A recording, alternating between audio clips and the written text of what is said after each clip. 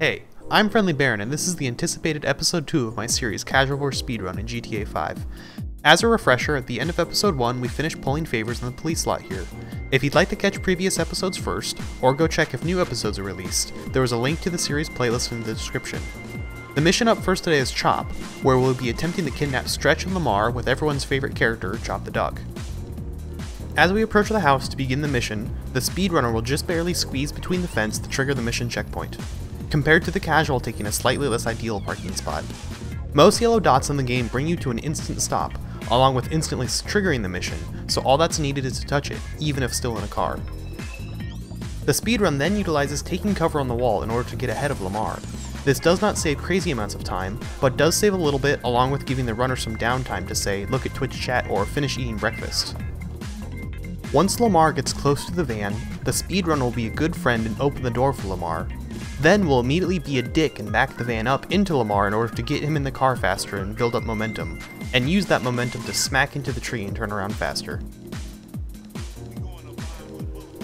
Meanwhile, the casual follows the lovely yellow GPS route given by the game.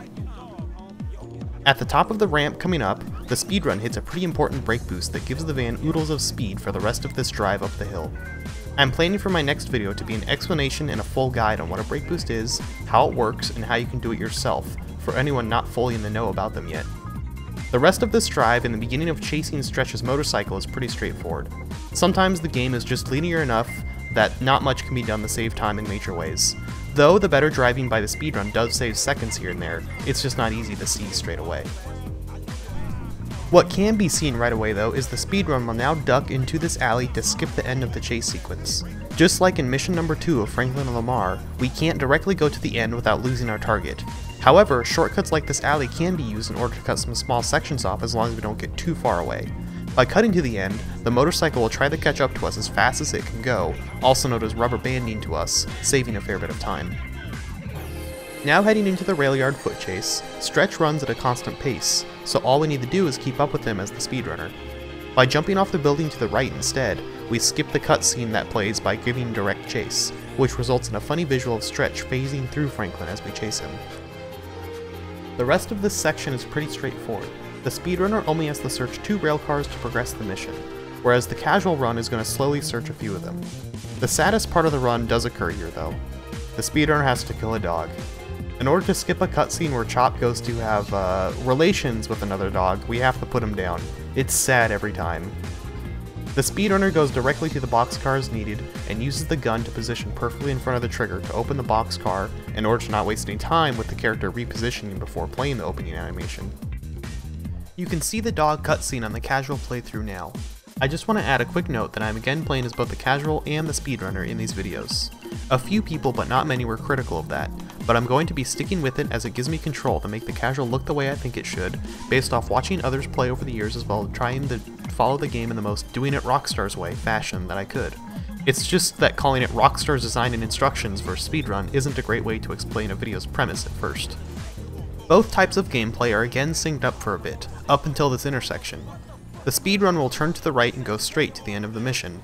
Here, the game originally tells you to go to Lamar's house to finish the kidnapping of Stretch, but they end up letting him go by coming to a stop wherever you happen to be on the road. By going straight to the end of the mission at this community center, the moment the speedrun finishes the Let Stretch Out cutscene, it then begins the end of the mission cutscene too. The casual player has to do a second drive to this location to actually finish the mission. That's the end of the mission Chop, with the speedrun taking 2 minutes less than the casual, making this one of the missions with the least gains over its almost 7 minutes. However, knowing where to go ahead of time along with a few movement tricks helps save what time can be found. The next mission is Complications, where Franklin tries to repossess Jimmy's car from Michael's house, and ends up meeting Michael in a rather memorable way. The speedrun will be parking right outside Simeon's dealership to trigger the mission with a jump over the hedge, which is faster than driving into the lot, surprisingly. What's the casual doing? Sorry, it appears our casual wanted to take a visit to the strip club. Let's back up and try this again. Obviously, in a normal playthrough, the casual may deviate every now and then, or not do the missions in the exact order, but that's not the point of this video series now, is it? Once the speedrun properly gets to arrive at the Simeon's dealership here, we just hop in the first available car, as it's fast enough and also a consistent spawn. On the casual playthrough, notice the car flipped upside down. That is a thing that can happen here. I see it happen pretty darn often. Both drives to the next part of the mission are pretty much the same, besides the speedrun taking ideal racing lines and doing one right turn instead of a right, left, right. I take the van with the casual as it's put right in your face and the player hasn't exactly stolen a car off the street yet, so they kinda just go, oh, I take my car, as that van is what you have been driving already. The speedrun does see some faster cars on the road, such as the green Masacro coming out of the garage. Sadly, it's not really faster to often switch cars. By the time you slow down, steal the car, and speed up again, it's not worth it for the short drives around the city. The casual player is following the obvious solution of taking out the gardener and going around the back of the house. The speedrun knows we have to make it over to this truck, so we can go straight there and climb inside. Once in, the speedrun will sneak through, but by holding the gun as we sneak, we can still move pretty fast without being detected. Once we get into Jimmy's car, we immediately try to get back out, but the game doesn't allow that and begins to play the animations and voice lines for Michael to come out from the cover in the back seat. Usually he wouldn't be triggered until you are a few blocks away from Michael's house, but by getting him up early, we start the voice lines early. This entire conversation must be listened to before you can begin the next part of the mission, and luckily this early trigger makes the voice lines end just as you pull up to the dealership. It's rather convenient. After driving the car into the dealership, we have to fight Simeon. The speedrun will spam the kick button. By kicking first, the player will knock over the opponent right away without giving them a chance to get back up. So not only are kicks the fastest way to injure someone without a melee weapon, they also prevent them from getting a chance at fighting back. As soon as the fight ends, the speedrun quickly flips the camera and jumps towards the car in order to skip as much forced slowdown walking as possible. The casual is now arriving at the dealership and proceeds with its expectedly slow fight, where Simeon actually has a chance to land a punch or three. That's the end of complications. With better driving, knowing where to go at Michael's house, quick fight tactics, and by not going to the strip club, the speedrun saves about 2 minutes and 15 seconds over the casual here. Next up is Father-Son, where Franklin and Michael were planning to simply hang out, but Jimmy calls needing rescued aboard the stolen boat. Spoiler alert, even in the speedrun, we don't get the boat back. The drive back to Michael's house is basically the same as done just before with Franklin and complications, but now that we're playing as Michael, the speedrun has to be a bit more careful so they don't have Franklin's ability. Our intrepid casual has managed to steal a Dominator, so is at least a bit quicker getting there this time. In this short walk up to the house, the speedrun is opening the sleep mode settings on the phone. This is to remove the tutorial text that is given for every new game, as it usually stays open for 10 to 15 seconds, but by opening it here, it is forced closed by starting the mission. We'll cover more about sleep mode in the first mission of episode 3 of this series. Heading to the car, the speedrun takes a diagonal path towards the wall to make Franklin follow us in a way that won't get him stuck behind the garage. Once getting to the car, we open the passenger door to get Franklin in quicker, as he gets in just as we finish starting the car now. This drive is one of the few where we actually take the same GPS route as the casual. However, racing lines are quite important here as you can carry your speed this entire drive without braking or losing much speed if done well. As we approach the point where we first see the boat, the speedrun is going to purposely hit a pole to both get as close as possible to the back of the boat but also lose speed at the same time. By doing this, it starts the animation of Franklin getting onto the hood to jump very early, but also slows down the car so that we immediately pull away from the boat again. Just like earlier missions with rubber banding, the faster we go, the faster the boat goes. So we actually want to go as slow as possible here, so that we get through all of the parts of this chase faster.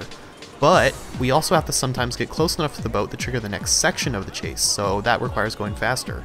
It's actually a really tough mission and one of the hardest things for a new speedrunner of this game to learn.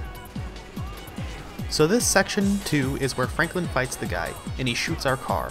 We are staying just fast enough, about half throttle, to keep slow but not so slow that the boat goes too far away from us, and the animations would enter a loop mode waiting for us to catch back up. Meanwhile, the casual is only just now getting Franklin onto the boat. For shooting the next guy off the boat, we wait until he actually moves over to the side to begin shooting, again going at a medium speed. Once Jimmy comes out of the boat and is hit by the mast, we slow down for a bit as that animation generally doesn't care how far away we are. Once Jimmy has been whacked off to the side, another dude comes out of the boat and attacks Franklin. We can shoot this baddie as soon as he is again over to the left fighting Frank, and him falling off enables the checkmark to catch Jimmy, so we were accelerating while shooting to get there as fast as possible. As well, we have about 5 seconds to get Jimmy off the boat before Franklin begins an animation where he tries to get back onto the boat but falls to the side again, which loses about 10 seconds if it plays. Once Jimmy is in the car, we again slow down for a bit while Franklin climbs up until he's just about ready to jump off, and meet him at the back of the boat again to end this section. That was a lot of information very quickly. Again, it's a tough section. Notice how as we get Franklin off the boat so that we can leave it, the casual is only just getting Jimmy into the car and is much farther along the freeway. They will have to drive that whole distance back to the repair shop that you have to go to. The speedrun is at the repair shop and lines up just next to the yellow dot to begin entering it. Not quite on it though. By driving onto it in an exact moment between Jimmy and Franklin dialogue lines, we can skip Franklin's dialogue, which saves a good 3 or 4 seconds. Repairing the car is straightforward, but do note that we do the speedrun on an old patch of GTA 5 from 2015, where there's an extra dialogue option to confirm exiting Los Santos Customs, which you're probably used to in GTA Online. Playing on this old version of the game prevents a few bugs, it generally runs smoother FPS-wise, gives us flat water in missions out on the ocean for some reason, along with not having this confirm exit dialogue prompt in Los Santos Customs for the 2 times we visited during the run. The drive back to Michael's house is pretty simple. Yet again in this mission we end up just following the predetermined GPS route. The suspension in this car, the Sentinel, is quite stiff, so it's a bit tough to turn around these bumpy corners. Arriving back to Michael's house, we manage through the gate. It's quite an important skill, as well as hit the wall to cancel dialogue as we hit the end of mission checkpoint. Well, usually it cancels the dialogue. I didn't get it in this run, but it works like 99% of the time, so just trust me on that one, okay? It appears our casual player spent a bit of time and in-game money to paint the car chrome. Geez, what a typical average GTA player, right? That's the end of Father-Son mission, and the time difference ends up being 4.5 minutes. The variance in time of this mission is surprisingly large for a seemingly simple auto-scroller chase, showing that timing the speed and movements behind the boat are very important in this mission to get it done quickly. Before we start the next mission of marriage counseling, we first have to drive away and back to give the mission enough space to spawn. In this mission, Michael finds out his wife has been cheating on him with her tennis coach, and we chase the guy and tear his house down. Except it's not his house. Remember back in Complications when Michael was hiding in Jimmy's car and just happened to catch Franklin in the car? The fan theory we have is that Michael was actually trying to catch his wife cheating at that point, as 2 of the people we have to sneak past when breaking into the house are the wife Amanda and the tennis coach, so he was probably waiting for them. Lore aside, the speedrun doesn't even attempt to chase the tennis coach. This chase forces you to lose the tennis coach as he runs away, so we instead just take the fastest route, which is up to the right directly to the house, while the casual player attempts to catch up to the tennis coach on the left, and is forced to basically fail with scripted cars getting in the way. The speedrun approaches the house from the east to instantly hit the cutscene trigger, but the casual enters from the west side and has a bit of extra cutscene and voice lines play before the next cutscene. This is pretty common in GTA actually. Different animations of voice lines can play depending on how you enter a mission or who you enter it with. Arriving to the house and pulling it down is the same otherwise, and takes the same amount of time for each as long as you just hold full gas. On the topic of cutscenes, it may interest you to know that if you were to watch every cutscene that will be skipped during this series, it would add about 4 hours to the run. The speedrun usually takes 6.5 hours, but takes over 10.5 when you let every cutscene play. After the house is pulled down, the speedrun will back up and head to Michael's house to end the mission as fast as possible, which involves just casually jumping down the mountain here. When driving to the finish, the casual will encounter some of Martin Madrazo's goons, since we just destroyed his house. However, the speedrun can avoid these bad guys spawning by driving perfectly perpendicular to the roads near Michael's house, going down through the park, through these flowers and directly across, then doing the same again heading into Michael's gate. As long as you're traveling fast enough and at the right direction, they won't spawn at all, making this another cool little skip that I guarantee almost no casual knew about, compared to the running away at the beginning of Prologue, which so many people are proud to say they had figured out all on their own in last video's comments. As the speedrun arrives at the house, the casual is dealing with the annoying enemy spawns still. They'll catch up in a moment, and when they do, that's the end of this mission.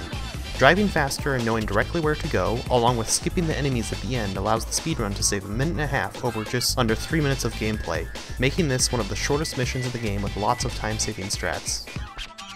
This is also the end of episode number 2 of Casual vs Speedrun series for GTA 5. The response on the first video has been awesome, and it's insane how many people watched that video and liked the format, so expect more in the future. I'm hoping to get an episode of this series out every 7 to 10 days on average, along with uploading some other speedrun videos, some GTA Online videos, and Rockstar design inspiration videos, all with plenty of information like these that I think most of you will enjoy, in between episodes of Casual vs Speedrun. If you like this series, then please subscribe for more, and/or you can check the description for a link to a playlist of every video in this series currently released. I'm currently planning on there being about 18 episodes of this series in total, but we'll see how things progress.